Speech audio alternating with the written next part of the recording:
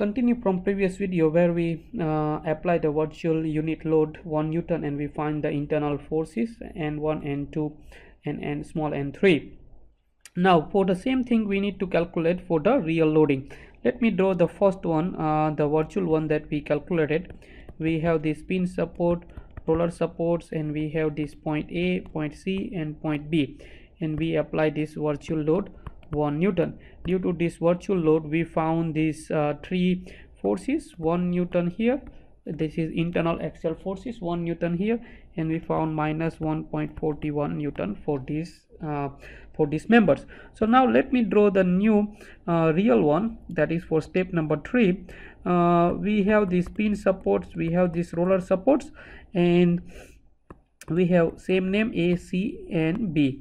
Now here instead of 1 newtons we have real load 500 Newton. By looking at this one we can see this 1 Newton is changing to 500 Newton. So respectively all the internal load would be multiplied by 500.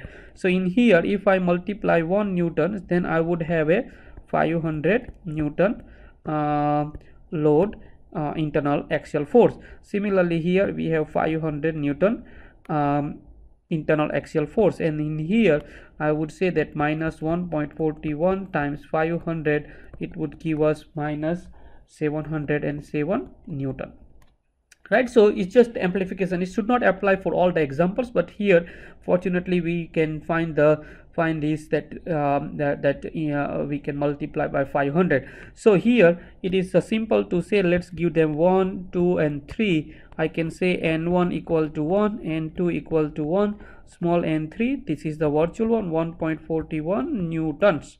And similarly I can say n1 equal to 500 Newton, n2 equal to 500 newtons, and that's n3 equal to minus 707 newtons. So that is 1, 2 and 3.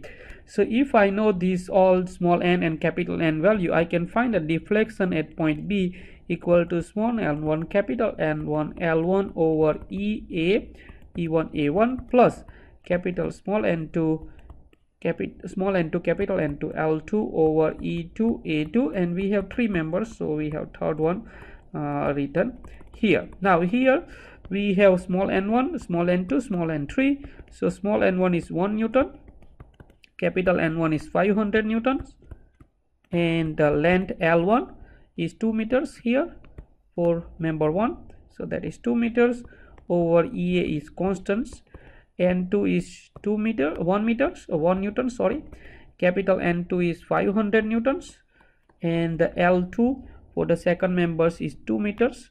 So we can take L2 is equal to 2 meters over EA is constant plus N3 is minus 1.41 times minus 707 times square root 8 is L3 over EA. So if you're taking this length of this one would be square root 8, explained in the previous video. So if you simplify this one would give you 1000 over EA, plus it's also give you 1000 over EA, plus if you simplify this one give you 997, give you 2819.6 over EA, and if you sum them up it will get 4819.6 over EA. So that's the delta B due to this 500 Newton load. So if you know the value of EA you will get answer in meter, and then you can convert into millimeters. Thank you very much.